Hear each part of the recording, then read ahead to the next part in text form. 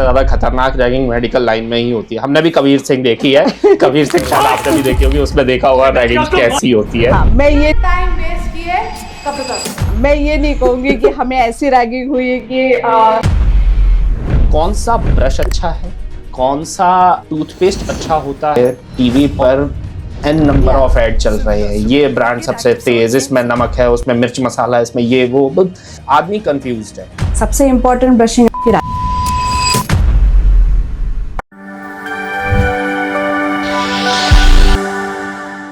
Hello hi, welcome to my podcast with Suno India.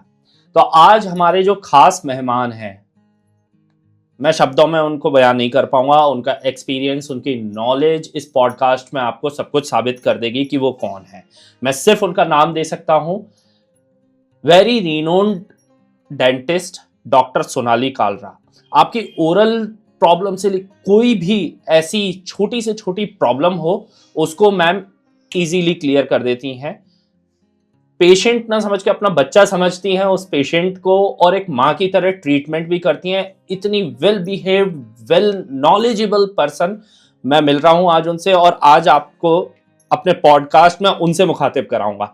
तो ये podcast हम शुरू करेंगे मैम के साथ। मैम, बहुत बहुत शुक्रिया आपका मेरे पॉडकास्ट में आने के लिए, बहुत थैंक यू है, आपने अपना इतना इंपॉर्टेंट टाइम दिया। कुछ सवालात होंगे जी, मेरे लिए, पब्लिक के लिए, हम सब के लिए, जो डाउट्स हैं, कुछ मिथ बस्ट भी होंगी कि जैसे कॉमन मिथ्स होते हैं, आप डेली देखते होंगे कि हजारों पेशेंट्स आते हैं और उल्टे सीधे सवाल करके चले जाते हैं। आज वो ही उल्टे सीधे सवाल हम हमारे पॉडकास्ट में भी करेंगे। चलिए। तो मैम, सबसे पहला सवाल,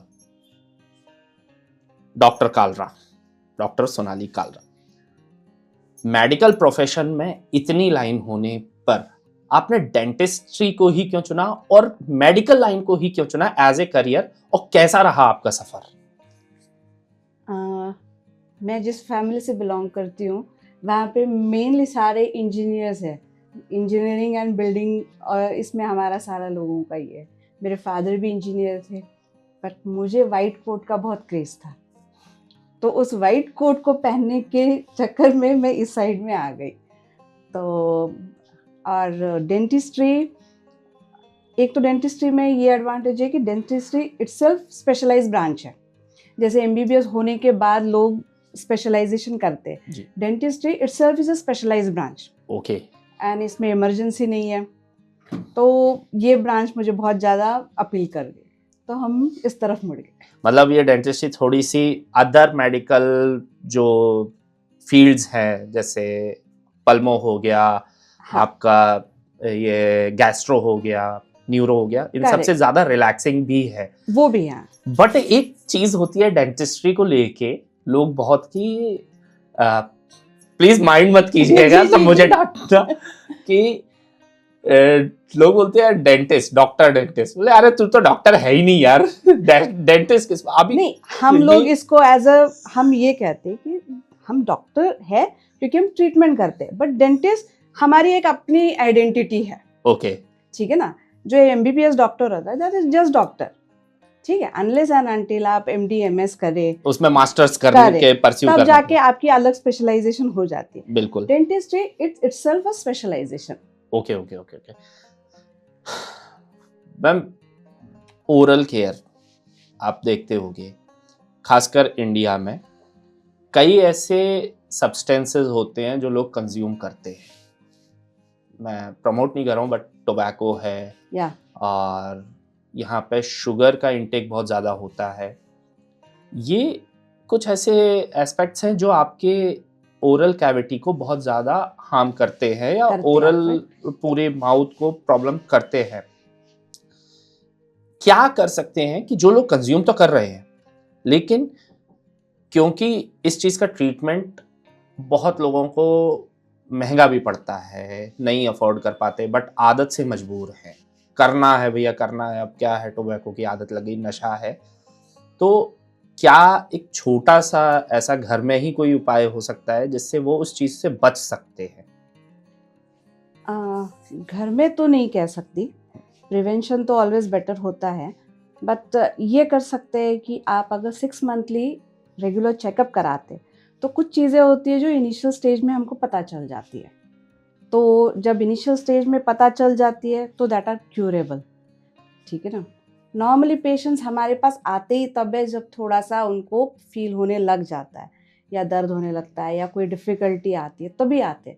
बट उसके बजाय अगर वो रेगुलर 6 मंथली चेकअप करते हैं तो ये चीज़ें हम जल्दी समझ पाते हैं, जल्दी पता चल जाती है और उनका ट्रीटमेंट छोटा होता है तो एक्सपेंसिव भी नहीं होता फिर। डेंटिस्ट्री का ट्रीटमेंट मैंने, क्योंकि घर में ही कुछ ऐसे केस देखे हैं मेरे, कि इट्स जस्ट लाइक सेक्शंस में बटा हुआ है, बहुत ज़्यादा सस्ता, फिर मीडियम, फिर बहुत ज़्यादा महंगा। ऐसा क्यों है मैम कि नहीं, अगर किसी को मान लीजिए पूरा डेंचर लगवाना होता है तो वो डेंचर 15,000 का भी आ रहा है और वो ही डेंचर 1 लाख का सिर्फ ऊपर ऊपर वाला आ रहा है। अगर आप इसको देखो, डेंचर और ये सारी चीज़ें तो मटेरियल वाइज होता है, ओके ठीक है। दूसरा डॉक्टर का स्किल, ओके ठीक है। जहाँ पे स्किल की बात आती है वो उस डॉक्टर का ये हो जाता है कि वो उसके स्किल के लिए क्या चार्ज करे, ठीक है। मटेरियल का आप एक बार कह सकते हैं कि इसमें यूनिफॉर्मिटी क्यों नहीं है, बट पेशेंट जैसे हमारे पास बाकी सारी चीज़ों में ऑप्शंस है, कपड़ों में ऑप्शंस है, आप ब्रांडेड पे जा सकते हो, ठीक है ना। तो जैसे वो है वैसे ही ये भी है। बट हाँ, नॉर्मली हम पेशेंट को हमेशा ऑप्शन देते हैं, ठीक है। आप जो सुटेबल बोलेंगे वो मैं बेस्ट करके दूंगी। ओके अगर मेरा पेशेंट बोलेगा कि नहीं मुझे ये बेसिक वाला ही करना है, बट बेसिक वाला ही मैं बहुत अच्छे फिटिंग का दूंगी, ओके ठीक है ना। फ़र्क कहाँ आता है डेंचर में? क्वालिटी में, देन उसका ड्यूरेबिलिटी में, देन वेट वाइज कितना नेचुरल दिखता है, ठीक है ना। उस हिसाब से उसके कॉस्ट डिपेंड करती है। बेसिकली कॉस्मेटिक्स, इसको मैं कॉस्मेटिक की कैटेगरी में लूँगा कि इसके भी मतलब एक अलग अलग सेक्शन है कि नॉर्मली भी लगते हैं। अब हाँ मेरे जी। पापा का डेंचर लगा था and he was pulling out the wire और उनका दांत ही बाहर आ गया था। हाँ। So it was very funny moment कि यार ये क्या हुआ। नहीं, आर्टिफिशियल में आपकी उसमें जितना आप ज़्यादा केयर करनी पड़ती है। नेचुरल दांत भगवान जी ने हमें दे दिए बट हमने उनका केयर नहीं किया, बट आर्टिफिशियल में आपको ज़्यादा केयर करनी पड़ती है। ये नहीं कह सकते कि आप मैं अच्छे से गन्ना काट लूँ, नहीं पॉसिबल, ठीक है। जो प्रोस्थेटिक है वो प्रोस्थेटिक ही रहेगा। आर्टिफिशियल के कुछ अपने रिस्ट्रिक्शंस रहेंगे, बट तभी आजकल ना फिक्स वाले ऑप्शंस आ गए। ओके रिमूवल में ये थोड़े से रिस्ट्रिक्शंस रहते हैं, बट फिक्स वाले जैसे इम्प्लांट सपोर्टेड है उनमें आप ये almost equal to natural tooth होते हैं। ओके मैं ऑलमोस्ट इक्वल टू बोल रही हूँ, भगवान जी को हम वो नहीं तो कंपेयर नहीं हो कर सकते बट करेक्ट। इक्वल टू तो वो जी है। जी जी जितना ज्यादा जी साइंस एडवांसमेंट में जाता या जा रहा है वो उसको उतना इक्वली ले सकते हैं। हाँ जी। बट आपने भी देखा होगा मैम, यहाँ ना जो चीज विजिबल है उसका ट्रीटमेंट बहुत ज्यादा लिया जाता है। हेयर हो गया, इवन कोई चीज जो विजिबल हो रही है, कोई नहीं चल पा रहा है बुखार उखार का, मैंने भी ये चीज नोटिस की है, शायद आपने भी की होगी, कि डेंटिस्ट्री या फिर ओरल इश्यूज को बहुत ज्यादा इग्नोरेंस भी किया जाता है। क्या कर सकते हैं उसके लिए ऐसा कि लोग इग्नोर ना करें? ये भी एक प्रॉब्लम है, लोगों को लगता नहीं है। नॉर्मली इसके लिए ना जो आईडी है, लोकल डेंटल ब्रांच होती है, वो यहाँ पे कैंपेनिंग्स करते हैं। स्कूल्स में हम विजिट करते हैं, स्कूल में बच्चों के लेवल पे उनको बताते हैं कि अभी ओवरऑल चेकअप करते हैं, देन उनको ब्रशिंग टेक्निक्स और ये समझाते हैं। तो ये सब कुछ ये बेसिक लेवल पे हो गया। देन आप बड़े वाले इंडस्ट्रीज जो होती है उनमें भी हम लोग आईडीए प्रोग्राम्स रखते हैं, तो वहाँ पे हम नॉर्मली पेपर अवेयरनेस वाले प्रोग्राम्स चलाते हैं। वहाँ पे मेनली टोबैको और इनसे क्या क्या प्रॉब्लम्स होती है वो उनको समझाते हैं। कुछ मोटिवेट हो जाते हैं उसमें भी। जो हमारे क्लिनिक में पेशेंट आते हैं उनको हम डेफिनेटली बोलते हैं कि 6 मंथली मैंडेटरी है चेकअप आपको, क्योंकि जो चीज़ छोटी होती है, नॉर्मल एक कैविटी है उसको फिलिंग करके जो 15-20 मिनट का काम है, पेशेंट को ज़्यादा उसमें खर्चा भी नहीं आता।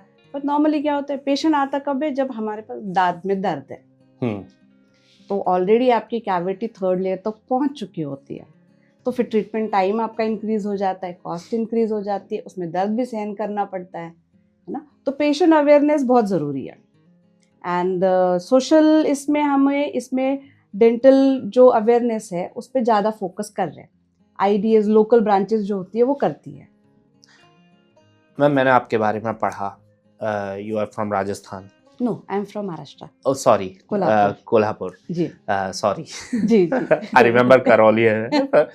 So, being a female doctor, आपको कभी फैमिली से चैलेंजेस नहीं है? क्योंकि आपकी एज में तो लड़कियों को पढ़ाया भी नहीं जाता था। जल्दी से वो 18 की हो और शादी कर दे और जल्दी जल्दी सब कुछ अपनी जिम्मेदारी, लड़कियों की जिम्मेदारी से फ्री हो जाए। आपने ये चैलेंजेस फेस नहीं किए, या कुछ तो किए होंगे आपकी मेडिकल फील्ड में एज अ स्टूडेंट लाइफ में है, या कुछ उसका कुछ आप शेयर करना चाहें तो? स्टूडेंट लाइफ में तो नहीं, ऐसे नहीं है। क्योंकि हमारे आपके यहाँ टाइम पे पे ना, थोड़ा सा एजुकेशन फ्रेंडली एटमॉस्फेयर है। क्योंकि आपके टाइम पे मेडिकल कॉलेजेस में रैगिंग बहुत होती थी। अब रैगिंग के लिए बहुत सख्त कानून है। या ठीक है, तो मेरे भी एल्डर ब्रदर्स जितने रहे हैं या फैमिली मेंबर रहे हैं, उन्होंने बहुत सीवियर रैगिंग फेस की है। तो आपने कभी इतना बैकलैश की बीइंग अ गर्ल तुम क्या कर लोगी या क्या होता है, अगर आप इसको शेयर कर? लकीली ऐसा कुछ नहीं हुआ। इसका क्रेडिट तो हमारे सीनियर्स को जाता है। दे वर वेरी फ्रेंडली। हाँ, रैगिंग हमारी हुई थी, बट ऐसा नहीं कि जिससे हम डर जाए या जिसमें हमको बहुत बुरा लगे, ऐसा नहीं था। मतलब रैगिंग में आप कह सकते हैं कि आज आप अलग प्लीट्स बांध के आ जाओ, तेल लगा के आना है, आपको बाल खुले नहीं छोड़ने हैं, नो मेकअप, देन अलग अलग रैगिंग होती थी तब। ये आपने एक मिथ बस्ट किया कि हाँ मेडिकल लाइन में जो बोलते हैं सबसे ज्यादा खतरनाक रैगिंग मेडिकल लाइन में ही होती है। हमने भी कबीर सिंह देखी है। कबीर सिंह शायद आपने भी देखी होगी, उसमें देखा होगा रैगिंग कैसी होती है। हाँ, मैं ये नहीं कहूंगी कि हमें ऐसी रैगिंग हुई है कि हम डर जाए उससे। ओके ओके मैम, सही डेंटल केयर, मेरा अगला सवाल उसी पर था। सही डेंटल केयर क्या होता है? सही टूथब्रश कौन सा होना चाहिए? सही टूथपेस्ट कौन सा होना चाहिए? टीवी पर एन नंबर ऑफ ऐड चल रहे हैं, ये ब्रांड सबसे तेज, इसमें नमक है, उसमें मिर्च मसाला है, इसमें ये वो भरमार लगी हुई है, आदमी कंफ्यूज्ड है। फिर एक बाबा जी आ जाते हैं कि इसमें हिमालय की वो है, सॉल्ट है, इसमें अश्वगंधा है, इसमें मुंह में मंजन कर रहा है आदमी की हवन कर रहा है, समझ में नहीं आता। नहीं, तो ये सबसे कॉमन क्वेश्चन है। पेशेंट भी हमको हमेशा ये क्वेश्चन पूछते ही। मैं वही कॉमन मैन की लैंग्वेज में, और मैं भी मिथ बस्ट करना चाहता हूँ अपने पॉडकास्ट के थ्रू, क्योंकि ऐसा नहीं है कि आप एक ही बार आ रहे हो फिर से आओगे, लेकिन कई सारे मिथ बस्टर्स क्वेश्चन ऐसे हैं जो जिनका बस्ट होना बहुत जरूरी है सोसाइटी के लिए। कौन सा ब्रश अच्छा है, कौन सा टूथपेस्ट अच्छा होता है, और जो इलेक्ट्रिक ब्रश आजकल चालू हो गए हैं कि वो रिकमेंड आप करते हो या नहीं? कैसे बेसिक रूटीन मेंटेन किया जाए ओरल हेल्थ का? देखिए, नॉर्मल तो बेसिक जब ये है कि इस पे ट्वाइस ब्रश इम्पॉर्टेंट है, लेकिन ट्वाइस ब्रश कब, वो ज़्यादा मायने रखता है। ऐसा नहीं कि दिन में कभी भी आप ब्रश कर लो। सबसे इम्पॉर्टेंट ब्रशिंग आपकी रात की है। लास्ट मील के बाद आपने ब्रश करना ज़रूरी है। अब ब्रश कौन सा यूज़ करना है, आइडियली आप मीडियम टू सॉफ्ट ब्रश इस्तेमाल कर सकते हैं, डिपेंडिंग कि आप फोर्स कितना अप्लाई करते हैं। अगर आप ब्रश करते समय फोर्स ज़्यादा अप्लाई करते हैं तो आप सॉफ्टर ब्रश की तरफ जाइएगा। आप बहुत लाइटली ब्रश करते हैं तो आप मीडियम तक इस्तेमाल कर सकते हैं। हार्ड तो नहीं बोलेंगे, और वैसे भी आजकल इजीली अवेलेबल नहीं होते हार्ड ब्रशेस। ठीक, आप टूथपेस्ट के मामले में पूछेंगे तो टूथपेस्ट से ज़्यादा आप कैसे ब्रश करते हैं वो मैटर करता है। ठीक है, आपको प्रॉपर ब्रशिंग टेक्निक आना चाहिए। इसमें आपको ब्रश जो है, जो आइडियल हम बोलते हैं कि या तो आप सर्कुलर मोशन में करिए, बट मेजर आपका फोकस होना चाहिए जो दांत और गम्स का जॉइंट है, जंक्शन है, उस जगह पे आपका क्लीनिंग प्रॉपर होना चाहिए।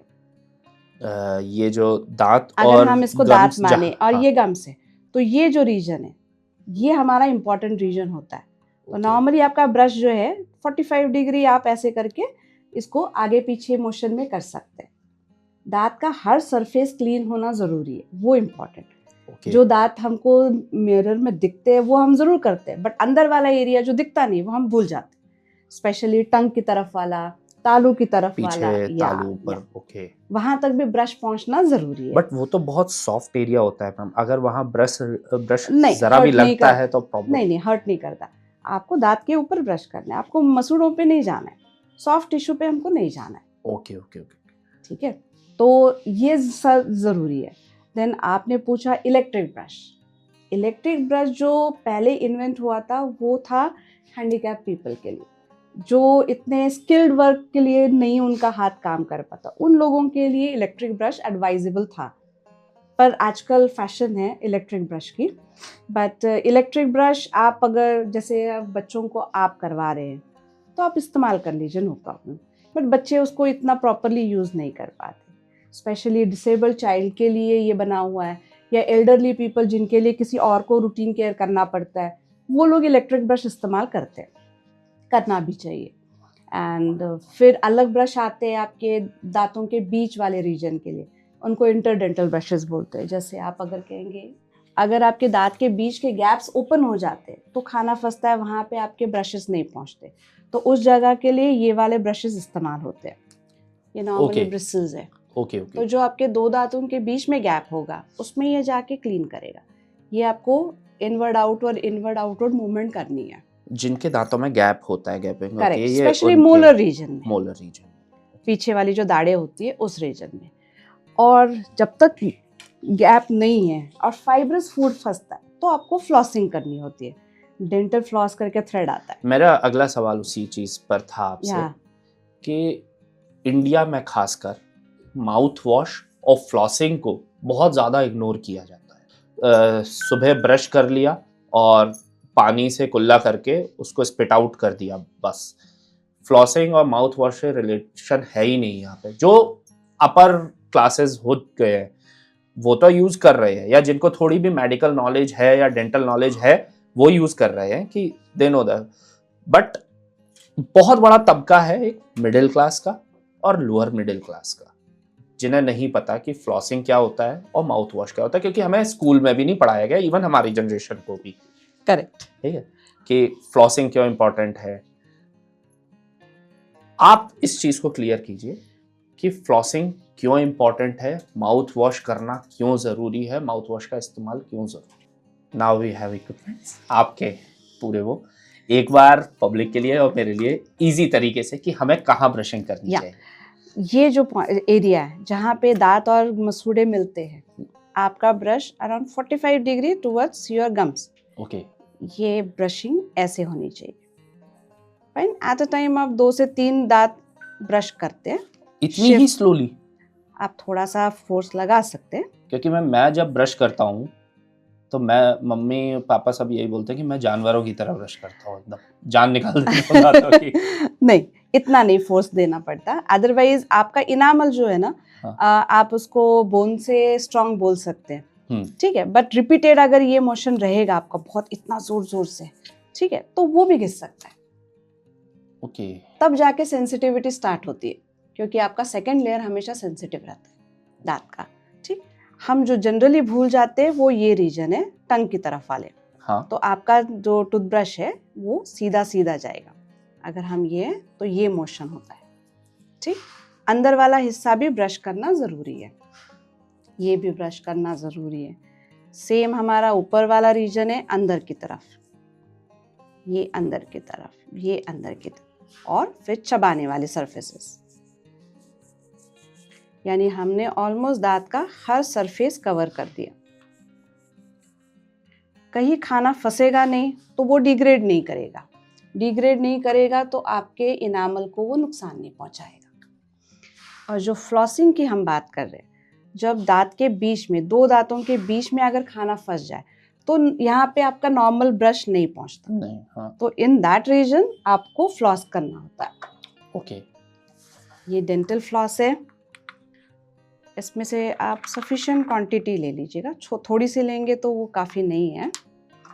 फिर इसको आपको 2 उंगलियों के बीच में फंसाना है। 2 दांतों के बीच में जहाँ पे गैप है उसको डालिए, अंदर बाहर करके बाहर वाला पुल कर लीजिए। अंदर वाला छोड़ते, बाहर वाला पुल करते, तो जो फाइब्रस फंसा होगा तो इसमें इंटैंगल होके निकल आता है। और आपके मसूड़ों को वो डैमेज नहीं करता। मतलब फाइबर्स जो खाना फंसता है वो सिर्फ दांत की कैविटी को नहीं दांत को नहीं अफेक्ट करती वो कैविटी, वो मसूड़ों को भी इफेक्ट करती है। तो इसीलिए इंटरडेंटल ब्रशिंग आपको ज़रूरी है। तो जब टाइट कॉन्टैक्ट्स होते हैं तब आप फ्लॉस करते हैं, जब आपके कॉन्टैक्ट्स ओपन हो जाते हैं, ज़्यादा खाना फंसता है, तो आप फिर इंटरडेंटल ब्रश यूज़ करते हैं। ये वाला करेक्ट। ये तो मैम हो गए हैं दांतों की केयर की, हाँ, कि हम दांतों को कैसे केयर कर सकते हैं। गम्स जिस पे पूरे दांत टिके होते हैं, उनकी हेल्थ कैसे मेंटेन की जा सकती है? सिर्फ क्लीनिंग से, या उनके लिए कुछ स्पेशल ऐसा है, जेल वगैरह हो या कुछ माउथ वॉश हो जो गम्स की हेल्थ को मजबूत करे? क्योंकि अगर गम्स एक बार ढीले हो गए आपके दांत सारे जड़ेंगे। करेक्ट। तो उन गम्स को मजबूत बनाए रखने के लिए क्या किया जाए? आप नॉर्मली ब्रश करने के बाद कुल्ला करते हैं ना, उसके बाद फिंगर से, वेट फिंगर से मसूड़ों को मसाज करना चाहिए राउंड मोशन में। ये जब आपके दांत अच्छे हैं, हेल्दी है गम्स उस टाइम पे। बट अगर कहीं ब्लीडिंग होती है गम्स में तो फिर आपको डेंटिस्ट को एक बार दिखाना चाहिए, क्योंकि जब ब्लीडिंग हो रही है इसका मतलब है उस जगह पे सूजन आना चालू हुआ है। मतलब ये पायरिया का फर्स्ट स्टेज मान सकते हैं। ओके। तो उस स्टेज में अगर हम प्रॉपर ट्रीटमेंट कर लेते, ऑइंटमेंट लगाते, क्लीनिंग की ज़रूरत हो क्लीनिंग करवाते, तो वो रिकवरेबल होता है, ये अब रिवर्सिबल होता है वो, ठीक है। बट अगर दांतों के ऊपर सड़न बहुत ज़्यादा है, प्लाक बहुत ज़्यादा जम गया है, तो फिर थोड़ा सा इसमें पूरा रिवर्सिबल नहीं होता, इसमें थोड़ा बहुत डैमेज आपका मसूड़ों का परमानेंट हो चुका हो। एक मैंने कहीं ना कहीं बात सुनी थी मैम, कोई डेंटिस्ट ही थे, सॉरी मैं नाम तो नहीं लूंगा, बट उन्होंने ये बोला था, आपसे भी वो चीज़ मुझे डाउट क्लियर करनी थी, क्या ये सच है कि अगर एक बार मसूड़े घिस गए उसके बाद आप डेंचर भी फिट नहीं करवा सकते उसमें, ऐसा होता है? मसूड़े घिस गए का मतलब अगर मसूड़े गल जाते हैं, जब मसूड़ा गलता है तो सबसे पहले उसके अंदर की बोन गलती है, तब जाके ऊपर का मसूड़ा नीचे उतर जाता है। यही मैं बोल रही थी कि ये इरिवर्सिबल होता है, ये इरिवर्सिबल होता है, ठीक है। इसीलिए 6 मंथली चेकअप हमारे लिए बहुत ज़रूरी है। कुछ चीज़ें होती है जो स्टार्टिंग में होती है, पता चल जाती है, जो अभी तक आपने नोटिस नहीं करी होती है, बट डेंटिस्ट उसको पॉइंट आउट कर सकते हैं। तो उस टाइम पे थोड़ा सा ट्रीटमेंट होता है या क्लीनिंग या ये, इससे वो ठीक हो जाता है। बट हाँ, अगर आपकी हड्डी बहुत गल जाती है तो आगे जाके आपके डेंचर लगने में दिक्कत आती है। मैंने ब्रश किया, मैंने जैसा आपने बताया फिंगर से मसाज करी, किसी एक गम से मुझे हल्की सी ड्रॉप ब्लड की मिली है, ठीक है ना। अब वो पायरिया में कन्वर्ट ना हो जाए सीवियर पायरिया में, मेरे पास कितना टाइम होता है कि मैं उस चीज़ को चेक करा लूँ? अगर मैं इग्नोर कर रहा हूँ या किसी भी अपनी सेडेंटरी लाइफस्टाइल की वजह से बिजी हूँ, मैं नहीं डेंटिस्ट से कंसल्ट कर पा रहा हूँ, मेरे पास उस स्टेज से कितना टाइम रहता है? नहीं, ऐसा नहीं है कि ये कुछ आवर्स में या कुछ हफ्ते में या इसमें जल्दी स्प्रेड होगा, ऐसा नहीं होता। कि उस जगह पे आप कितना उसको मेंटेन कर रहे उतना वो स्लो प्रोग्रेस करेगा। ओके। बट फिर भी जितने जल्दी हो आपने दिखा लेना चाहिए। मतलब इसके लिए कोई टाइम पीरियड या टाइमलाइन डिसाइडेड नहीं है कि हाँ मुझे आज तुरंत ही दिखाना है, ऐसा नहीं है। Okay. But as early as possible आपने डेंटल चेकअप कराना। बहुत लोग, अब कुछ मिथबस्टर क्वेश्चंस आगे बढ़ते हैं इनमें। पुराने जमाने में दादा वगैरह नीम तोड़ लेते थे और उसको चबा के और दातून घिसते थे, ठीक है। बीइंग अ प्रोफेशनल, आप मुझे बताइए क्या वो सही होता था? क्योंकि मेरी नानी के आज भी दांत बहुत मजबूत है, मैं देखता हूँ शी इज 92 और स्टिल उनका एक भी दांत नहीं गिरा है। आंखें कमजोर हो गई हैं, बैकबोन कमजोर हो गई है, झुक के चलती हैं, बट दांत आज भी वो नेचुरल है। नहीं, पुराने ज़माने में ना डाइटरी हैबिट्स बहुत अलग होती थी। वो लोग सैलेड और रफिश बहुत खाते थे, चबा चबा के खाते थे, ठीक है। तो इसलिए उनके गम्स और दांत हेल्दी थे। ऐसा नहीं है कि दातुन यूज़ करने की वजह से वो हेल्दी थे, नहीं ऐसा नहीं है। बट हाँ, दातुन में भी मेडिकल प्रॉपर्टीज़ पाई जाती है। बट अगर दातुन भी आप बहुत ज़्यादा फोर्स से करेंगे तो सेम ही काम करेगा जो आपका ब्रश करेगा, कि वो दांत को घिस देगा। ठीक है। तो आपकी डाइटरी हैबिट्स बहुत इंपॉर्टेंट है। तभी हम बच्चों को बोलते हैं कि सैलेड खाओ, खाना चबा चबा के खाओ, रिफाइंड जो चीज़ें हैं उनसे थोड़ा दूर रहो, चॉकलेट्स और ये स्टिकी फूड अवॉइड करो, क्योंकि ये सब कुछ दांतों पे चिपक के रह जाता है। चिपक के रहता है तो वो डिग्रेड होता है, फिर आपके दांत को डैमेज करता है। तो पुराने लोग चॉकलेट कहाँ खाते थे? आपकी नानी चॉकलेट नहीं खाती होगी। कतई थी नहीं उस टाइम और पे। तो एक चीज और उनके इसमें अच्छी थी कि उनको पता था कि कुछ भी खाने के बाद गागल हल्का फुल्का कुल्ला करना है, तो वो भी बहुत जरूरी होता है। जो कहीं खाना फंसा होता है वो निकल जाता है उससे।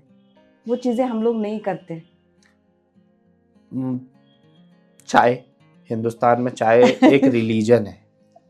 नहीं, चाय इफेक्ट नहीं करती। वो इफेक्ट नहीं करती क्योंकि कैमरे पे बोल नहीं सकता, नहीं। शायद घर जाके मेरी मार पड़े।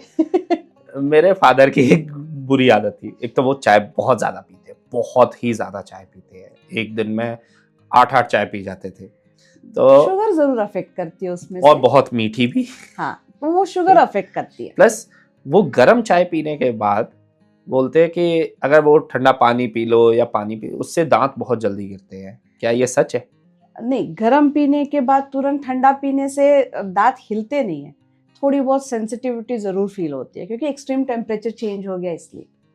ऐसा नहीं है। बट वो कहीं ना कहीं तो डैमेज किया उसने किसी चीज, बस शुगर। या क्योंकि आपने भी देखा होगा, क्योंकि इतनी बार चाय पी, इतनी बार थोड़ी उन्होंने कुल्ला किया, इतनी बार थोड़ी उन्होंने ब्रश किया, तो वो तो रिटेन करेगा दांतों के सराउंडिंग में।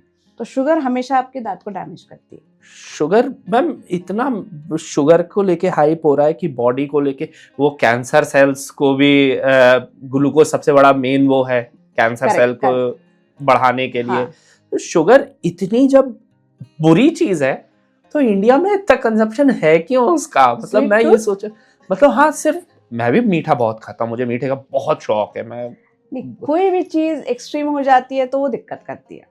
लिमिट में अगर करेंगे तो नहीं करेगी।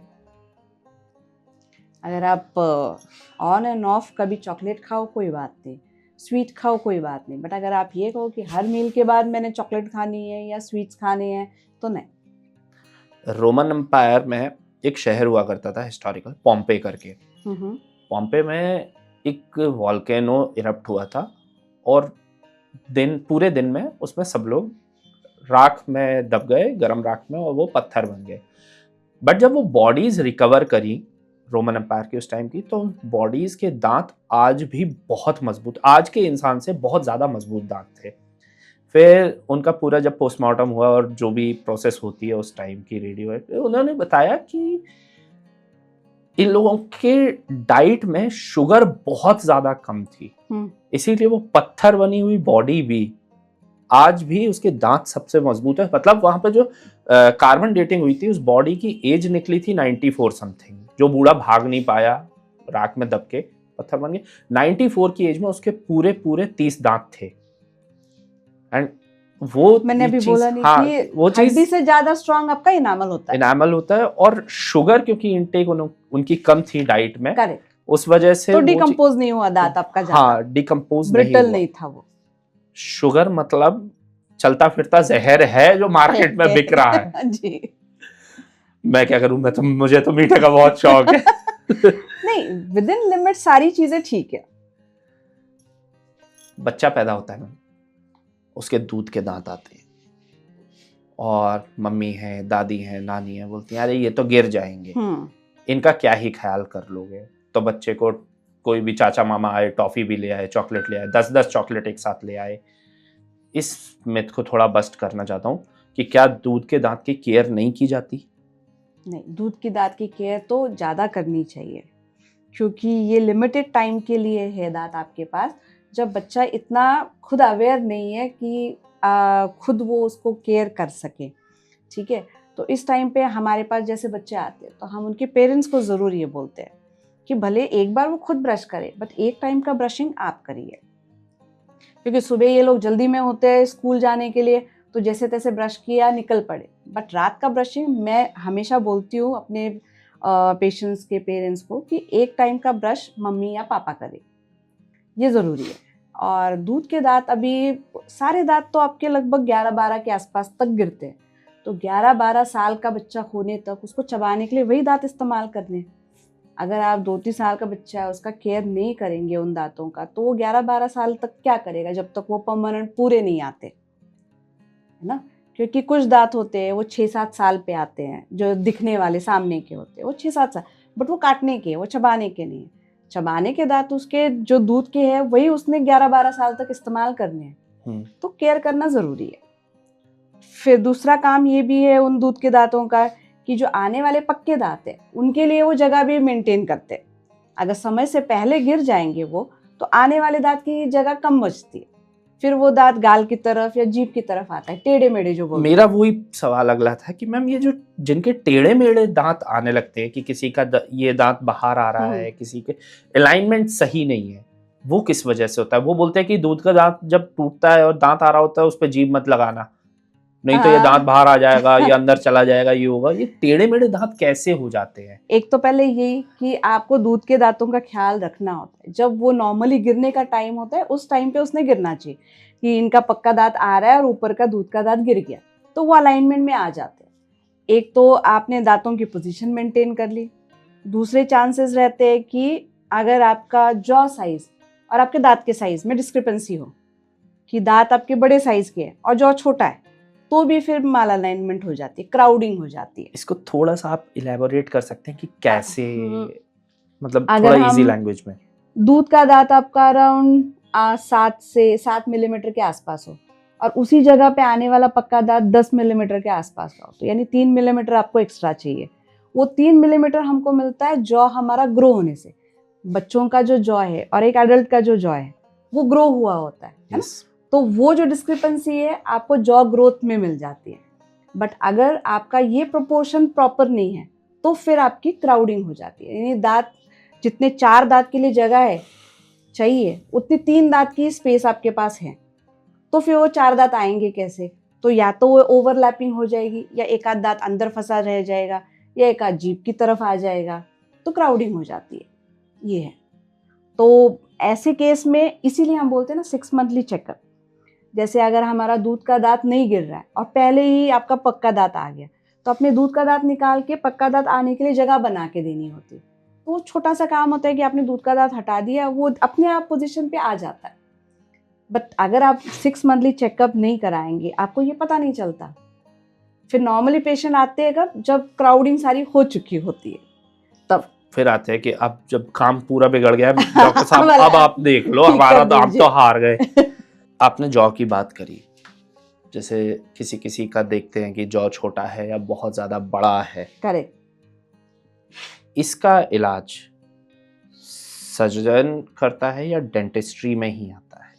जॉ से रिलेटेड ये पूरा इशू कि जॉ को वापस अलाइनमेंट उनका सही करना कितना चैलेंजिंग हो जाता है आपके लिए? तभी तो मैंने बोला dentistry itself is a specialized branch. जिस हड्डी में दांत है वो हमारा डोमेन है। तो अगर जॉ एक्स्ट्रा ग्रोथ है या जॉ शॉर्ट है तो भी वो हमारे डोमेन में ही आता है। बट ये स्पेशलाइज्ड ब्रांच है, ऑर्थोडोंटिस्ट जिसको बोलते हैं, जो ब्रेसेस वाले ये होते हैं। जब ग्रोइंग फेज होती है, जब आपके ग्रोथ फेज, यानी नॉर्मली फीमेल के बोलते हैं कि मेंसेस स्टार्ट होने से पहले, मेल में थोड़ा सा हमारे पास एक्स्ट्रा टाइम रहता है कि 1-2 साल और हम वेट कर सकते हैं। तो इस स्टेज में जब हमारे पास पेशेंट आता है तो हम आपके जॉ ग्रोथ को मॉडिफाई, रीडायरेक्ट कर सकते हैं। अगर आपका ऊपर वाला जॉ छोटा है और नीचे वाला ही बढ़ता जा रहा है तो ऐसे हो जाता है, तो उसको हम रीडायरेक्ट कर सकते हैं कि हम ऊपर वाले की ग्रोथ पुश करें और इसकी होल्ड करें। ये ग्रोइंग फेज में पॉसिबल है। रिवर्स में भी ये पॉसिबल होता है कि आपका ऊपर वाला ज़्यादा ग्रो कर रहा है और नीचे वाला पीछे ही रह गया, तो वो भी करेक्ट कर सकते हैं। मैक्सिमम मैंने कई लोगों को ऐसा देखा जिनका ये ऊपर वाला दांत बहुत ज़्यादा निकले होते हैं। हाँ। लेवल है, हम मजाक भी बहुत इनका उड़ा देते हैं, बॉटल ओपनर, जेसीबी मशीन, बहुत कुछ बोल दिया जाता है इन लोगों को, फावड़ा। या ये वो बहुत ज्यादा कॉमन वर्ड है, फावड़ा। फावड़ा। तो ये वाले जो दांतों से रिलेटेड का ट्रीटमेंट है वो तो आप आजकल जो लेटेस्ट ब्रेसेस, अलाइनर्स और ये आए ना, इस पे आप बहुत लेट तक भी कर सकते हैं, इन 40s 50s तक भी इसका ट्रीटमेंट होता है। बट जो जॉ का ट्रीटमेंट है वो आपको ग्रोइंग एज में ही करना पड़ता है। क्योंकि जौ तो एक बार अगर पूरा बन नहीं, गया फिर भी पॉसिबल होता है, बट वो सर्जिकल होता है फिर। वो ज्यादा टफ हो हाँ, जाता है। वो सर्जिकल होता है, उसमें हमको जो एक्स्ट्रा ग्रोथ हुई है उसको कट करना पड़ता है और फिर वापस उसकी अलाइनमेंट करनी पड़ती है, तो वो थोड़ा सा लंबा काम हो जाता है।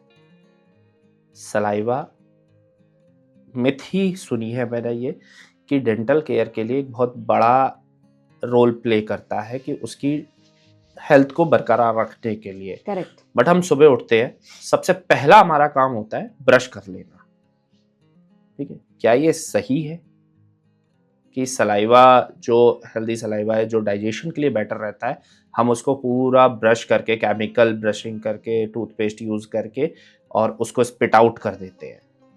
नहीं, सलाइवा बहुत ज़्यादा इम्पॉर्टेंट रोल प्ले करता है अपने ओरल हेल्थ में। एक तो ल्यूब्रिकेंट है, ठीक है। सलाइवा में एक बैक्टीरियाज, जो आप बोल सकते हैं गुड बैक्टीरियाज होते हैं, जो आपके टूथ के और गम्स की हेल्थ मेंटेन करने में हेल्प करते हैं। डाइजेशन में बहुत इंपॉर्टेंट रोल प्ले करता है, क्योंकि आपके जो सलाइवा में एंजाइम्स रहते हैं, वो जब आपके खाने में मिक्स होते हैं तब वो डाइजेशन स्टार्ट करते हैं।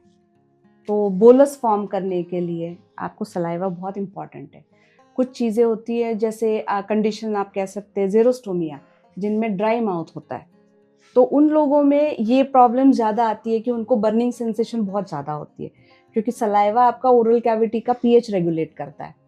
सलाइवा के ल्यूब्रिकेशन की वजह से कोई भी चीज़ एक दूसरे पर रब नहीं होती, कंटिन्यूस रबिंग नहीं होती हमारे टीथ की चीक के साथ, टीथ की टंग के साथ, जो ल्यूब्रिकेटिंग भी है सलाइवा। तो सलाइवा बहुत इंपॉर्टेंट है।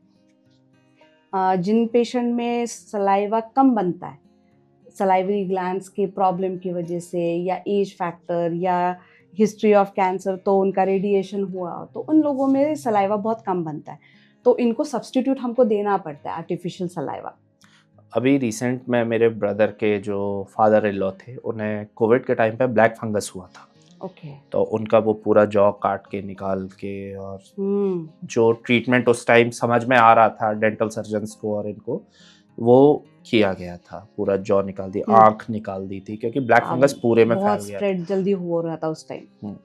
तो उस टाइम मैंने ये देखा था कि हाँ, आर्टिफिशियल सलाइवा उनको दिया जा रहा था, क्योंकि डाइजेशन नहीं हो पा रहा था फूड का। शायद ये डेस्टिनी ने बोला था कि ये क्वेश्चन तेरे दिमाग में कभी ना कभी आएगा, और कोई ना कोई ऐसा आएगा कि जिससे तू ये पूछ पाएगा। तो आर्टिफिशियल सलाइवा, क्या वो किसी और का सलाइवा ही होता है, या बनाया जाता है उसे chemically? It is manufacture. Okay. जो केमिकल कॉम्बिनेशन आपका सलाइवा का है उसको मिमिक किया जाता है, तो सो दैट पेशेंट को उसको जो आर्टिफिशियल सलाइवा है नॉर्मली उसको स्प्रे करना होता है, सो दैट आपका ओरल कैविटी में वेटनेस मेंटेन रहे, क्योंकि बॉडी खुद से प्रोड्यूस नहीं कर रही है इसलिए हम, बट इसको बहुत फ्रिक्वेंटली आपको स्प्रे करते रहना पड़ता है। ओके। कि दांत निकलते हैं तो हेल्थ प्रॉब्लम होती है, दांत निकल, क्या ये सच है? सारी चीज़ों की आपकी मेन जो ओपनिंग गेट है वही ओरल कैविटी है। अगर वो मेंटेन्ड है तो बाकी आपका हेल्थ सारा मेंटेन रहता है। कुछ हद तक हमारा कंट्रीब्यूशन इसमें ज़्यादा है। ओरल हेल्थ मेंटेन अगर रहती है, प्रॉपर आपकी चूइंग होती है, प्रॉपर सलाइवा मिक्सिंग होती है, तो डाइजेशन अच्छा तो आपके सारे न्यूट्रिएंट्स जो आप ले रहे हैं एब्जॉर्प्शन हो जाता है, बॉडी यूज़ कर पाती है। बिल्कुल। तो ओरल हेल्थ बहुत इंपॉर्टेंट है ओवरऑल हेल्थ के लिए। तो good oral health is good overall health. Ma'am, MythBusters का आखिरी स्टेज का आखिरी क्वेश्चन है मिथ बस्टर को सेगमेंट का, वाइटनिंग ऑफ टीथ। कुछ लोग बोलते हैं कि जो थोड़े येलोइश होते हैं वो हेल्दी टीथ होते हैं, या दांतों को विजिबली वाइट रखना चाहिए। उसके लिए कई सारे ऐड भी आ रहे हैं कि इंस्टेंट विजिबल हो जाते हैं, ये वो। क्या सच है? क्या अच्छे हैं, कौन से बुरे हैं, कौन से मजबूत है, कौन से कमजोर हैं? प्लीज क्लियर कीजिए आप इसको। जो हेल्दी है वो सबसे अच्छे हैं, ठीक है। बट नॉर्मली जो येलोइश टिंज, हमारे जो आप इंडियन रेस अगर मानेंगे तो उसमें थोड़ा सा येलोइश टिंज है, बट अगर आप उसको वाइट करना चाहते हैं तो अल्टीमेटली केमिकल प्रोसीजर ही है। इसमें केमिकल अप्लाई किया जाता है वाइटनिंग प्रोसीजर में। तो ये नहीं कहेंगे कि ये रेगुलर यूज़ करना चाहिए। जो टूथपेस्ट अवेलेबल है उसमें ये केमिकल जो होते हैं वो लोअर कॉन्सेंट्रेशन में अवेलेबल होते हैं, तो इसको आपको लॉन्ग टर्म यूज़ करना पड़ता है। But they are for maintenance phase. Initial whitening आपको डेंटिस्ट से करानी चाहिए, जिसको ब्लीचिंग बोलते हैं। इन ऑफिस जो ब्लीच करते हैं वो एक प्रोसीजर है कॉस्मेटिक ट्रीटमेंट में। आजकल सब लोगों को ब्राइट स्माइल चाहिए, तो एक कॉस्मेटिक ट्रीटमेंट है। लाइक मैं अपने देखूँ तो मेरे बाकी कंपैरिजन में बहुत ज़्यादा येलोइश दिखते हैं। मैं नहीं चाहता कि मैं घिसवाऊँ, क्योंकि इनामल चला गया तो वो आगे चल के प्रॉब्लम होगी, Correct. दांत कमज़ोर होंगे। मेरे पास ऐसा कौन सा तरीका है जिससे मैं, क्योंकि कैमरा जॉब है, कैमरा फेस करना होता है, स्माइल भी परफेक्ट चाहिए, पीले दांत देख के बेइज्जती भी बहुत होती है, कमेंट भी गंदे आएंगे, चल वे कैसे दांत हो रहे हैं। तो इस चीज़ को लिए मैं क्या करूं? इसमें देखिए, पहले अगर आप प्रॉपर 6 मंथली ईयरली क्लीनिंग कराते रहते हैं तो कुछ हद तक येलोइशनेस वाला आपका जो है वो सॉल्व हो जाता है। स्टेन्स हट जाते हैं तो स्माइल काफ़ी हद तक ब्राइट हो जाती है। बट पर्ली वाइट अगर हमें चाहिए तो ब्लीचिंग एक प्रोसीजर है जो आपको डेंटिस्ट के पास करनी चाहिए। Is it costly? या थोड़ी कॉस्टली ट्रीटमेंट है, कॉस्मेटिक ट्रीटमेंट है। अराउंड इसका मंथली कितना जाता है? नहीं, मंथली नहीं करना पड़ता, आप साल में एक बार कर सकते हैं। ओके, साल में एक बार। लगभग कितना? लगभग आप अगर लेजर ब्लीच करने चाहते हैं तो 10K के आसपास आपको एक्सपेंसेस आते हैं। बाकी डिपेंड करता है कि इसमें हमें सिटिंग्स कितनी लगती है। ओके। नॉर्मली एक सिटिंग सफिशिएंट होती है, बट अगर ज़रूरत लगे तो हम 1 वीक के बाद एक फॉलोअप सिटिंग करते हैं। तो इस ब्लीचिंग में जैसे पहले तरीका होता था कि वो इनामल को घिस दिया ऊपर नहीं, से, इसमें इनामल घिसते नहीं। इनामल की घिसाई नहीं होती? नहीं, इसमें घिसाई किसी भी आपके इनामल को हम फिजिकल मैनुअल किसी से ट्रिम नहीं करते। जैसे इसमें केमिकल प्रोसीजर है तो एप्लीकेशन होता है, उसका एक्टिवेशन होता है, कुछ टाइम तक वेट करना पड़ता है एंड वॉश ऑफ करते हैं। एक मेजर इसमें इशू आता है पोस्ट ऑपरेटिव सेंसिटिविटी। बट जो अभी लेटेस्ट ब्लीच आ रहे हैं नए तो उसमें ये वाली प्रॉब्लम कम है कि पोस्ट ऑपरेटिव पेशेंट बोलता है कि बहुत सेंसिटिव हो गए, तो इतनी नहीं आती अभी ये प्रॉब्लम। ओके। बट अगर आप इन ऑफिस ब्लीच करते इट इज सेफ। मैम पहले ये देखा जाता था दांत में हल्का सा भी दर्द हुआ, वो चले गए डेंटिस्ट के पास कि साहब उखाड़ दो। हाँ, पहले जल्दी निकालो इसको, बोले सूजन वूजन है, अरे तुम तो उखाड़ दो तो हम तो ठीक कर लेंगे। इसका क्या एडवांटेज होता था, कितना डिसएडवांटेज होता था, वो प्लीज आप थोड़ा सा क्लियर करो। जब मैंने शुरुआत में यहाँ पे प्रैक्टिस स्टार्ट करी थी, मोस्टली पेशेंट यही बोलते थे कि दांत में दर्द हो रहा है, उखाड़ दो।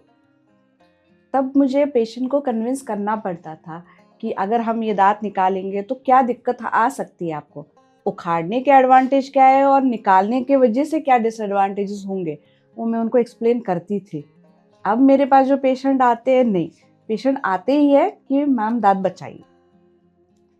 तो पेशेंट आजकल का थोड़ा एटलीस्ट कि इतने सालों के प्रैक्टिस में मेरे यहाँ पे जो क्लिनिक में आने वाले पेशेंट है काफ़ी हद तक अवेयर है कि वो कहते हैं कि नहीं मैम आप इसको बचाइए।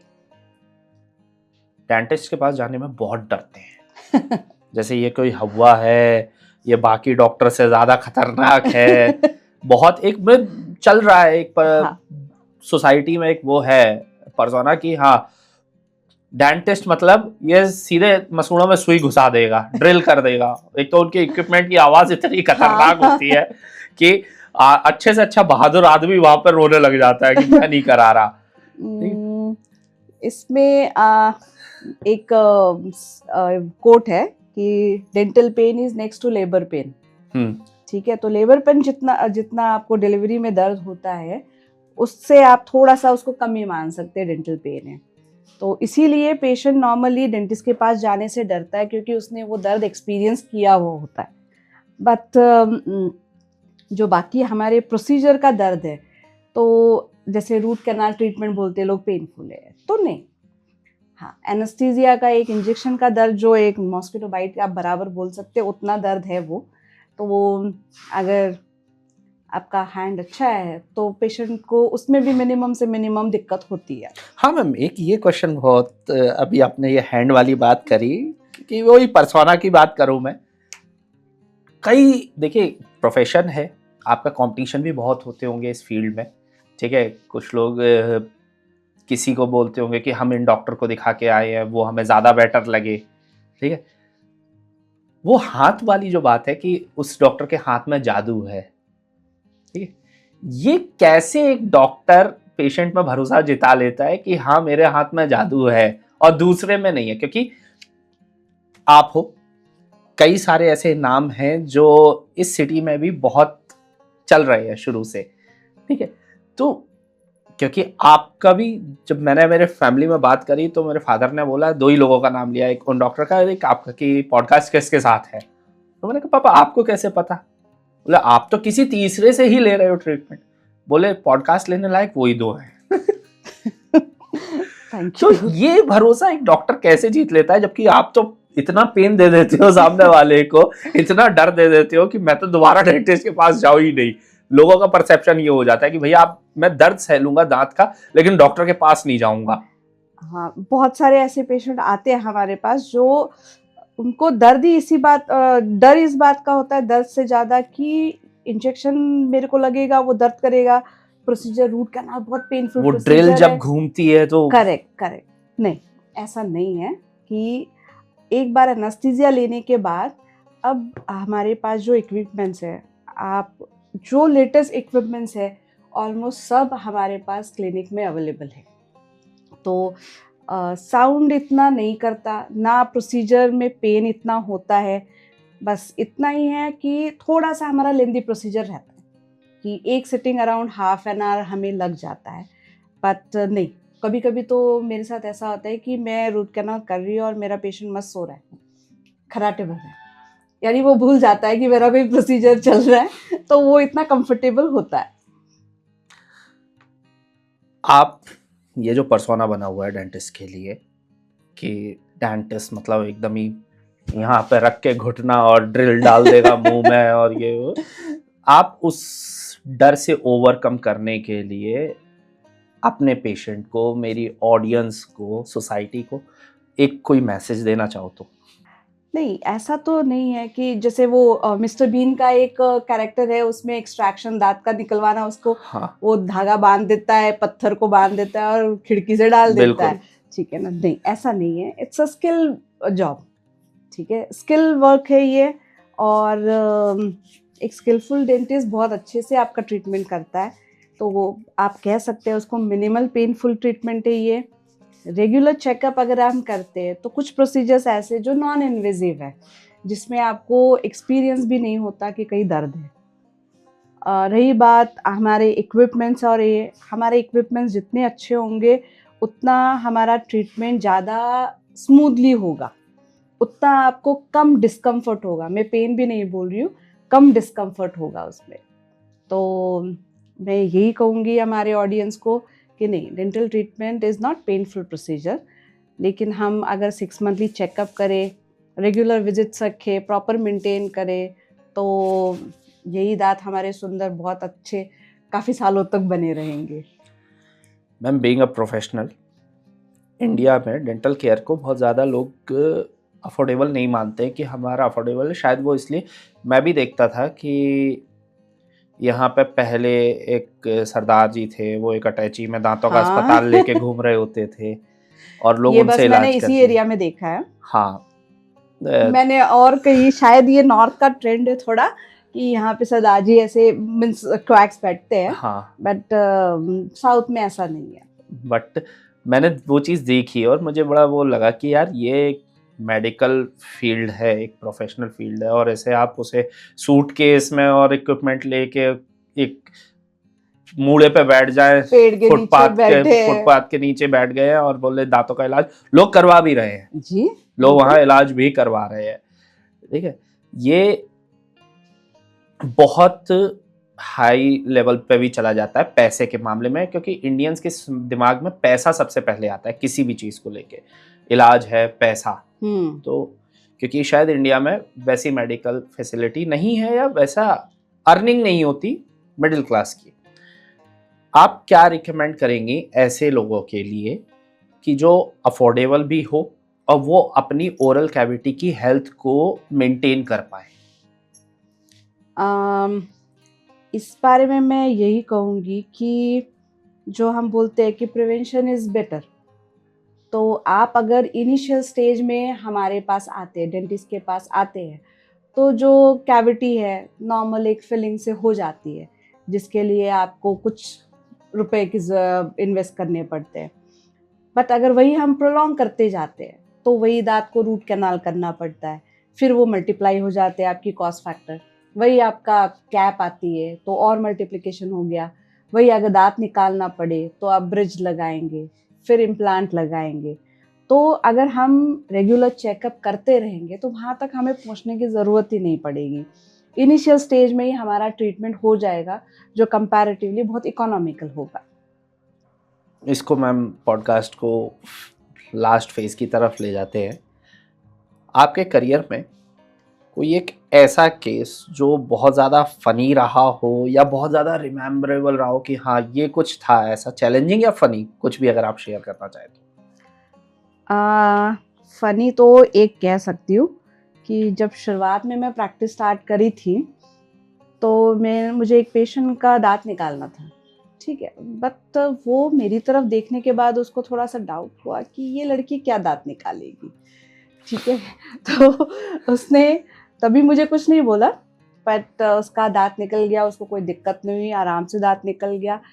तो जाते समय मुझे बोला कि वो जो पेशेंट थे वो मुझे बोले कि मुझे लगा नहीं था कि आप मेरा दांत निकाल लोगे करके। इनएक्सपीरियंस डॉक्टर कैसे मेरा काम नहीं, कर रहे हैं। एक्चुअली उस टाइम पे जस्ट मैंने प्रैक्टिस स्टार्ट करी हुई थी, तो मैं अपने 20s में थी, तो उस पेशेंट को लगा नहीं था कि ये छोटी सी बच्ची क्या दांत निकालेगी मेरा। बहुत जल्दी आपने प्रैक्टिस शुरू कर दी। या बाई मैं 25-26 पे मैंने अपनी प्रैक्टिस स्टार्ट करी। ओह माय गॉड, ऐसे ही मेरी मॉम के साथ भी एक केस हुआ। मेरे मॉम गवर्नमेंट टीचर हैं और बहुत जल्दी उन्होंने उस टाइम पे नौकरी जल्दी लग जाती थी गवर्नमेंट की। उस टाइम पे उनकी नौकरी लगी एंड एग्जाम्स आ गए थे 12th के एमपी बोर्ड के और उनकी ड्यूटी लगी। तो जो वहाँ के हेड थे, हाँ। वो आए और उन्होंने जल्दी जल्दी क्वेश्चन पेपर बांटे और आंसर बांटे। बोले ये बिटिया क्यों खड़ी है यहाँ पे, तुमने अभी तक कॉपी क्यों नहीं ली? और मेरी मम्मी का वो ड्यूटी का पहला दिन, और पहला दिन में पहले दिन ही एग्जाम ड्यूटी है, और मम्मी कांप गई कि कुछ नहीं बोल पाई। बट कोई रिलेशन में ऐसे थे, बोले साहब टीचर है, ये टीचर है, उनका ये टीचर है। आजकल क्या हो गया, सरकार को बच्चों को भर्ती कर रहे हैं और मेरी मम्मी बताती है कि यार वो दिन है और आज का दिन है। मतलब ये लगता है कि हाँ कितना लाइफ में चेंज आता है ना, कि अब वो जो उस समय बिटिया बिटिया बोलते थे, आज वो मैडम बोलते हैं। हाँ। कि मिश्रा मैम ये है, मिश्रा मैम वो है। तो मेरे को यही लगता था कि लड़कियों के लिए उस टाइम पे कैसा वो रहता होगा फनी मोमेंट, कि हाँ एक टीचर को बोल रहे थे लो अपनी कॉपी और साइड में बैठो, अगर वो हेजिटेशन में आके बैठ जाती लाइए सर दीजिए, तो क्या होता, वापस एक एग्जाम हो जाता। और अगर आप मेमोरेबल बोलेंगे तो अभी कुछ साल पहले एक मेंटली डिसेबल्ड चाइल्ड था, उसके इसमें मल्टीपल टीथ थे फ्रंट रीजन में, तो वो हमको एक्सट्रैक्ट करना था। तो एक्चुअली वो जो पेशेंट है वो डॉक्टर अमित उनका पेशेंट है, तो he is comfortable with him, तो वो किसी और का हाथ नहीं लगा के देते थे। तो उस पेशेंट को करते समय जैसे उसको वो इंजेक्शन लेते समय कोई परेशान नहीं किया, उसको सिर्फ दिक्कत इतनी थी कि डॉक्टर अमित का चेहरा सामने दिखना चाहिए और कोई डॉक्टर नहीं आजू बाजू होना चाहिए। तो उसका हमने जब दांत नॉर्मल पेशेंट में दांत निकालना और एक मेंटली डिसेबल्ड पेशेंट में करना थोड़ा सा, क्योंकि बीच इसमें भी वो ये हो सकता है कि नहीं कराना मुझे करके। बिल्कुल। और उस पेशेंट में ये था कि उसके छोटे छोटे दांत थे और फ्रंट रीजन में आप 20 से 22 दांत छोटे छोटे उसके थे, जो हमको सर्जरी करके निकालने थे। यानी टाइम लिमिटेड, पेशेंट अनकोऑपरेटिव, और उसमें वो दांत हमको सारे निकालने थे। तो वो एक मेमोरेबल एंड चैलेंजिंग केस था रिसेंट में आप कहेंगे तो। मतलब ऐसा तो एक केस आपने मुझे बताया, बट ऐसे आते बहुत सारे होंगे ना जो बोल भी नहीं पा रहे हो, वो तो मेंटली एबल्ड चाइल्ड था, हाँ बट कुछ लोग ऐसे होते होंगे जो डेफ है, नहीं सुन पा रहे, आप उनसे कुछ बोल रहे हो वो प्रॉब्लम हाँ, आती होगी। इस टाइम पे थोड़ा सा उनके जो पेरेंट्स या गार्डियन होते हैं वो हेल्प करते हैं, बट इस पेशेंट के साथ थोड़ी सी ये दिक्कत थी कि वो किसी पे नहीं भरोसा कर देते, वो सिर्फ अपने सिर्फ डॉक्टर पे हाँ, ही। वो डॉक्टर अमित उनका ऑर्थो ट्रीटमेंट कर रहे थे, तो माय हस्बैंड, ओके, ठीक है, तो बस उन्हीं का हाथ लगा के लेते थे वो, ऐसा है उनका। एक मेरे मन का लास्ट क्वेश्चन है, उसके बाद हम रैप अप करेंगे मैसेज के बाद। कुछ डाउट्स थे, कुछ चीज़ें हैं जैसे नमक है, राख है, नीम है और ये सब है। मैंने जब वीडियोस देखे हैं या आर्टिकल्स पढ़े हैं, शायद ग्लोबलाइजेशन से पहले और ब्रिटिशर्स आए थे उनसे पहले हमारे एंसेस्टर्स ये सब कुछ यूज़ करते थे। ठीक है, इन लोगों ने आके इंडियंस को बेवकूफ़ बोला कि आप ये लो, टूथपेस्ट लो, ये करो, और झाग आना चाहिए, ये आना चाहिए, वो। अब फिर से वो मार्केट इन्हीं चीज़ों की तरफ चढ़ पड़ा है। चारकोल, राख, लौंग, अश्वगंधा, ये लाइन से आती जा रही है चीज़ें। क्या ये करना रॉ तरीके से कि राख से मंजन कर लिया और इससे नमक से और सरसों के तेल से गम्स को मजबूत कर लिया, सही है? नहीं, इट्स नॉट एडवाइजेबल। क्यों बताती हूँ कि एक तो इसमें जो आप जो भी राख और ये सब कुछ चीज़ें, इसका एब्रेसिवनेस ज़्यादा है, ये बहुत रफ है। अगर यही पेस्ट फॉर्म में हो तो ये इतना एब्रेसिव, यानी दांतों को घिसेगा नहीं, ठीक है, तो एब्रेसिव कंटेंट की वजह से हम लोग इसको मना करते हैं, ठीक। फिर क्योंकि पेशेंट का फोर्स दांत ब्रश करने का और उसमें वो ज़्यादा खुरदुरा हो तो दांत को बहुत जल्दी, इनामल को बहुत जल्दी घिस देगा। दूसरा, टाइमिंग, कितनी देर तक आप ब्रश करते हैं, कितनी देर तक आपके कांटेक्ट, वो जो केमिकल है वो आपके दांत के कांटेक्ट में रहता है। जैसे आप बोल रहे हैं कि नमक और ये चीज़ें, तो जैसे फ्लोराइड, नॉर्मली कि फ्लोराइड होना चाहिए नहीं होना चाहिए, कैल्शियम होना चाहिए नहीं होना चाहिए, या कैल्शियम कंटेंट वाले आप टूथपेस्ट इस्तेमाल करते हैं, लेकिन वो सफिशिएंट टाइम के लिए आपके टूथ के कांटेक्ट में रहना चाहिए, तब जाके वो कैल्शियम आपके दांत में एब्जॉर्ब होगा, ठीक है, तब वो एक्टिव होगा, ठीक है ना। तो इसीलिए बोलते हैं कि जो ज़्यादा एब्रेसिव है वो चीज़ें आप अवॉइड करिए, ठीक है, क्योंकि ये अब कुछ डेंटल एसोसिएशन, उन्होंने मानक डिसाइड किए होते हैं कि इतना पार्टिकल साइज होना चाहिए, ठीक है, इतना पार्टिकल साइज के ऊपर का होगा तो वो आपके दांतों को डैमेज ही करेगा, तो नॉट एडवाइजेबल। मतलब आईडीए जो है, इंडियन डेंटल एसोसिएशन, ये जिन मानकों को तय करता है, ये एक्सपर्ट्स की राय में ही किए जाते होंगे? एक्सपर्ट्स के राय से ज़्यादा they are science based. Okay, इसमें ट्रायल्स होते हैं, इसमें एक्सपेरिमेंट्स हुए होते हैं, इनमें प्रॉपर एक डाटा कलेक्ट किया होता है, उन्होंने इतने लोगों पे इसको इस्तेमाल किया है, इसके इफेक्ट क्या हुए, एडवांटेज क्या हुए, डिसएडवांटेज क्या हुए, वो सब कुछ डिसाइड करके वो लोग प्रिस्क्राइब करते हैं। इसीलिए मैंने बोला कि जो मानक के इसमें उतरता है खरा, वो आप यूज करिए। जैसे आईडीए ने मानक तय कर दिए, but India is a diverse country. कश्मीरियों के दांत कुछ और बोलते हैं, केरलाइट्स के कुछ और बोलते हैं, मध्य प्रदेश वालों के कुछ और बोलते हैं, बट स्टैंडर्डाइजेशन करना पड़ता है कुछ हद तक। आप एरिया वाइज उसको नहीं ये कर सकते कि इस एरिया में, हाँ, इसमें आप फ्लोराइड एक थोड़ा सा अपवाद है। हमारे कुछ एरियाज है राजस्थान के जहाँ पे फ्लोराइड पानी में बहुत ज्यादा होता है, तो उनके दांत फ्लोरोसिस होते हैं उनके दांतों में, यानी उनका इनामल उतना अच्छा नहीं होता। मतलब एरिया का ऐसा कोई फर्क नहीं पड़ता दांतों में जैसा बाकी चीजों पे पड़ता है। नॉर्थ ईस्ट के जो इंडियंस हैं उनकी स्किन बहुत ज्यादा ग्लोइंग स्किन होती है, कोरियन स्किन की तरह।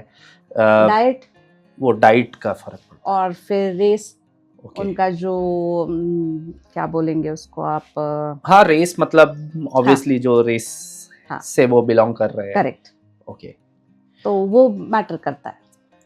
मैम जाते जाते जी 3 टिप्स ऑडियंस के लिए जो आप उनकी डेंटल हेल्थ के लिए देना चाहें, बीइंग एन एक्सपर्ट। सबसे मेन टिप कि आपका दिन में 2 बार ब्रश करना ज़रूरी है। दिन में 2 बार कब? तो आपका रात के खाने के बाद सबसे लास्ट में ब्रश, जिसके बाद आप कुछ नहीं खाएंगे। सुबह आप ब्रश ब्रेकफास्ट के बाद अगर प्रेफरेबली है तो ज़्यादा बेटर है, बट हम लोगों को आदत है कि सुबह सुबह उठते ही ब्रश करना है, तो मैं कहूँगी कि ब्रश करने के बाद, ब्रेकफास्ट के बाद, हर मील के बाद कुल्ला करना ज़रूरी है। ओके। ठीक। सेकंड टिप मेरी रहेगी कि आप एनुअल चेकअप करते रहिएगा। एनुअल चेकअप में बहुत सारी चीज़ें जो छोटी सी है, हम जिसको ध्यान नहीं दे रहे वो पॉइंट आउट हो जाती हैं। एंड स्वीट्स, रिफाइन आपका जो फूड है, एंड जो स्टिकी सब्सटेंस, ये चीज़ें अवॉइड करिए। एंड सैलेड, ये सारी चीज़ें थोड़ी ज़्यादा अपने डाइट में इंक्लूड करिए। ये थी बेसिक। ओके मैम, और ब्रश करने का जो सही तरीका आपने बोला जी, है उस जी, तरीके जी, से ब्रश correct। कीजिए। Thank you so much ma'am, बहुत सारे डाउट क्लियर करने के लिए, सोसाइटी को अपनी नॉलेज से एनलाइट करने के लिए। मैं इस मामले में बोलूँगी कि थैंक यू ऑल कि मुझे ये मौका दिया आप लोगों ने कि मैं अपनी नॉलेज आप लोगों के साथ शेयर करूँ और थोड़ा बहुत अपना कंट्रीब्यूशन सोसाइटी की तरफ भी दूँ। हमारा मोटिव वही है कि हम सोसाइटी को थोड़ा सा बेटरमेंट की तरफ लेके चले, कुछ मिथ को, जो स्टीरियोटाइप मिथ है उनको बस्ट करते चले, कुछ डाउट उनके क्लियर करते चले। हमारा पॉडकास्ट का मोटिव ही वही है कि हाँ, हम लोगों को जागरूक करते जाए थोड़ा सा। बाकी thank you so much ma'am, आपने इतना इम्पोर्टेंट टाइम पेशेंट्स का निकाल के वर्किंग डे में हमें दिया, उसके लिए बहुत बहुत धन्यवाद। ये थी हमारे साथ doctor Sonali Kalra, very dynamic personality. आप पूरा पॉडकास्ट ज़रूर देखिएगा और शेयर कीजिएगा। मैम को आप फॉलो भी कर सकते हैं इंस्टाग्राम पे, और जो भी डाउट हो आप कमेंट सेक्शन में डाल दीजिएगा। हम मैम को फिर से इनवाइट करेंगे आपके नए क्वेश्चंस के साथ। इस बार मैम मैं इंसिस्ट करूंगा कि आप सर के साथ भी आए जी। हम तीनों के साथ पॉडकास्ट करेंगे, और जो आगे के डाउट होंगे फिर हम उनको क्लियर करेंगे, कुछ नए डाउट्स आएंगे जो। बाकी thank you so much ma'am, तब तक सब्सक्राइब करना मत भूलना, क्योंकि मैंने देख लिया है 75% लोग हमारे नॉन सब्सक्राइबर्स हैं, देख रहे हैं लेकिन सब्सक्राइब नहीं कर रहे। प्लीज सब्सक्राइब करें और कमेंट करें, शेयर। Thank you.